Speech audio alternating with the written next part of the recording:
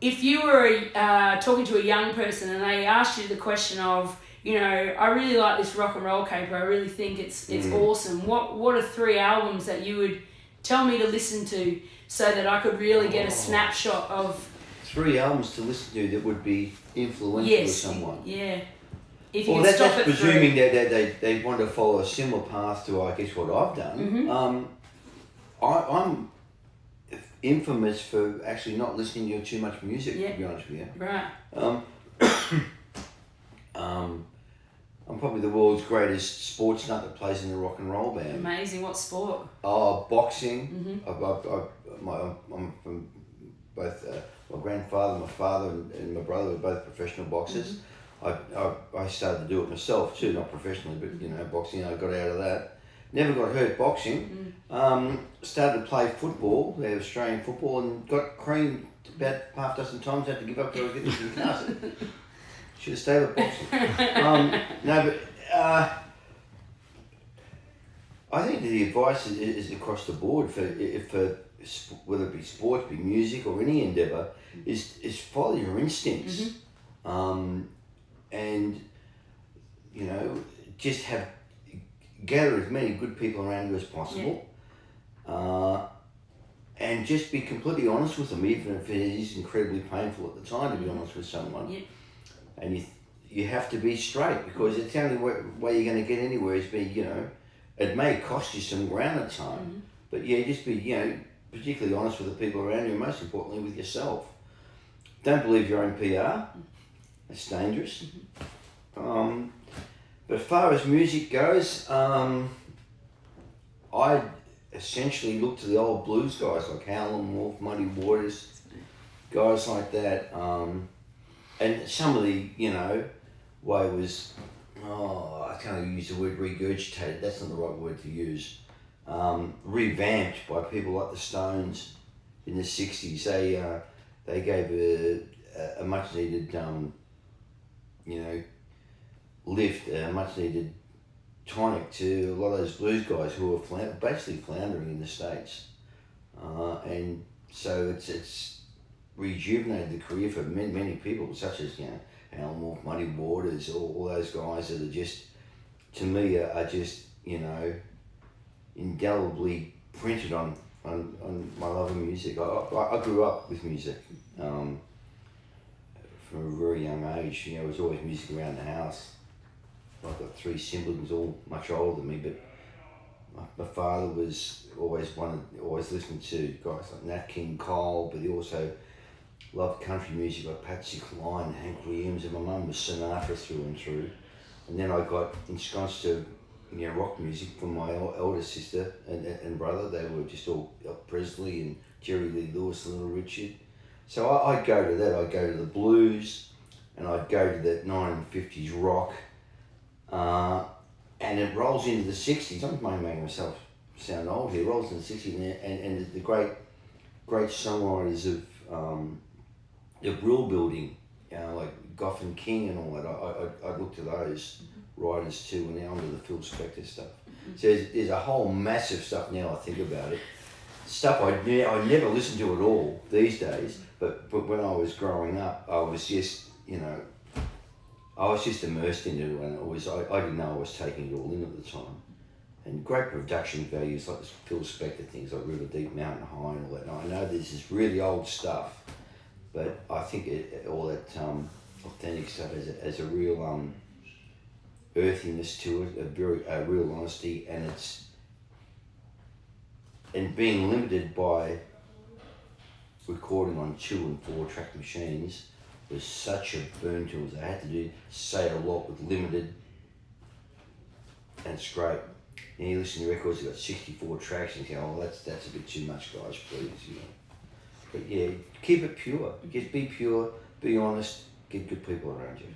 I mean, a lot of who you just said, we grew up on that in our households as well. I force it on my kids. Patsy Cline and Howlin' Wolf are my top 2. Muddy. Oh really? Patsy Cline? Patsy Cline and Connie Francis. I'm sure she was earthbound, ain't she? Oh, for sure. Yeah. You know, that's all those...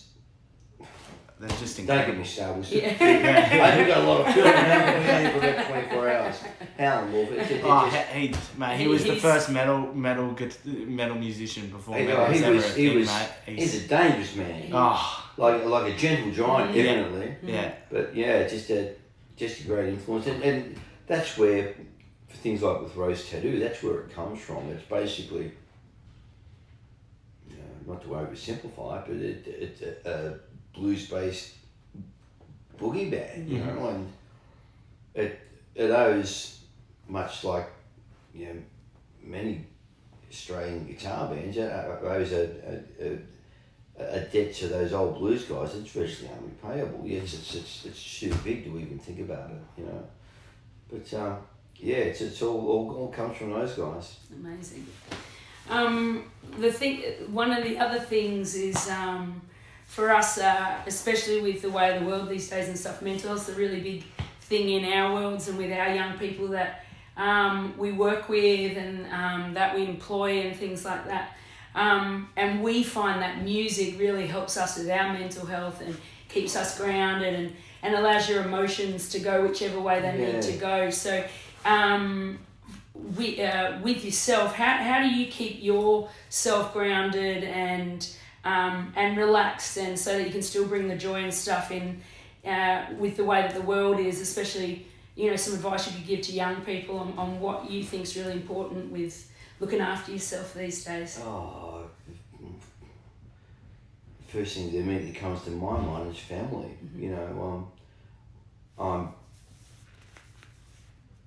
I'm sort of blessed in most part with my family. It's just a good family. There's, of course, there's some black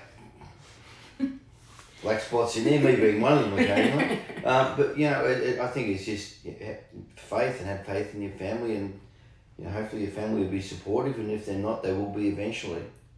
Once they get it through their head that you're doing what you want to do, and you're following your heart, and hopefully you're going to be successful with it.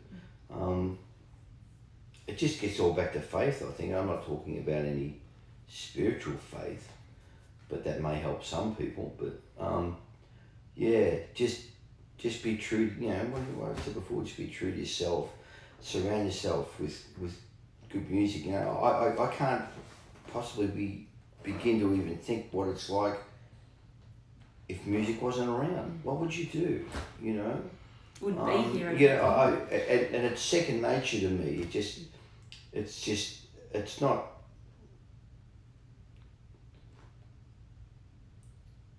It's not part of my life. It's in there, and it's just part of my soul, I guess. It's like breathing. Yeah. And I've never used it as a crutch or anything, but it's as important to me as food or water, or it's all part. Makes it. It's just integral. And along with my family, it's just all part of it. I can't break down my life or say into parts like that. It's just all part of the whole. And it's impossible to imagine not having music there.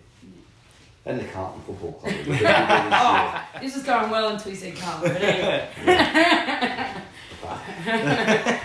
I'm 64 now. I'm still expecting to get signed up as a mature age recruit. Put a bit bite back in the floor. I don't know what I'm going to do about it. I'm the Hawks, but unfortunately the hubby's from New South Wales, so he's more NRL. So. I've been drafted to support Parramatta. Yeah, the Eels. The Eels, yeah. At least it's not South. Huh? At least it's not the Bunnies. Oh, right. Yeah.